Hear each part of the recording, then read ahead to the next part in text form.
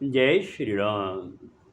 रामायण सिंधी शायरी में व्याख्या हिंदी में पृष्ठ 170 लंका कांड।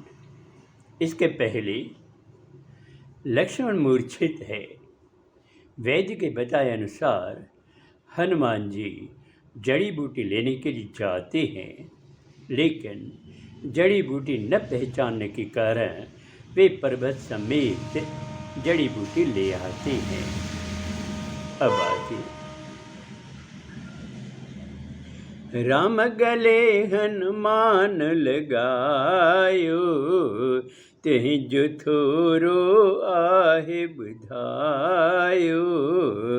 विजय तुरत उपचार करायो, लक्ष्मण जाग्यो ए मुस्कायो। श्री राम और सभी वानर दुख में पीड़ित थे। जब हनुमान को उन्होंने आते देखा तो बड़े प्रसन्न हुए। श्री राम ने उनको गले से लगा लिया और कहा, तुम्हारा यह एहसान मैं कभी नहीं चुका पाऊंगा।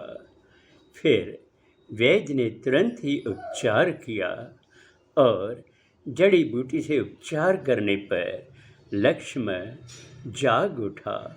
उनकी मूर्छा खत्म हुई और मुख पर मुस्कुराहट आई।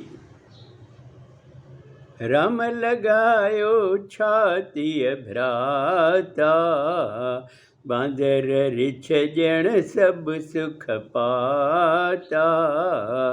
विजवरी हनुमत पहुँचायो, खिस खणी जिय पहरी आयो। श्री राम ने लक्ष्मण को छाती से लगा लिया और सभी वानर रीछ प्रसन्न थे। बड़ा उनको सुख महसूस हुआ। फिर जब उपचार पूरा हो गया तो हनुमान जी ने वैद्य को फिर वापस पहुंचाया, जिस तरह उनको वहाँ से उठाकर लाए थे। खबर इहाजी रावण जाती, हुन अबेहद पीड़ा पाती। कुंभकर्ण वटकक थी आयो, घन जतन साखेस जगायो। जब यह खबर रावण को लगी तो वह अति पीड़ित हुआ और व्याकुल हो गया। तब वह परेशान होकर कुंभकर्ण के पास आया। कुंभकर्ण जो चिर निंद्रा में रहते हैं, उनके पास आकर उनको जगाने की कोशिश करने लगा। बहुत प्रयास के बाद कुंभकर्ण जागा। राक्षस जाग्यो इयडिस जेथो, देह धरे यमराज अचेथो। कुंभकर्ण पो पुछियो भाई, सूरत तुहि जी छो कुमाई। कुंभकर्ण जाग उठता है और उनका शरीर ऐसे दिखता है जैसे कोई यमराज आ रहा हो। जब वो जागा तो उन्होंने रावण को देखा, अपने भाई को देखा, तो पूछने लगा कि आखिर तुम्हारी सूरत इतनी उदास क्यों है। रावण पूरी गाल बुधाई, क्यों न सीता चोराई।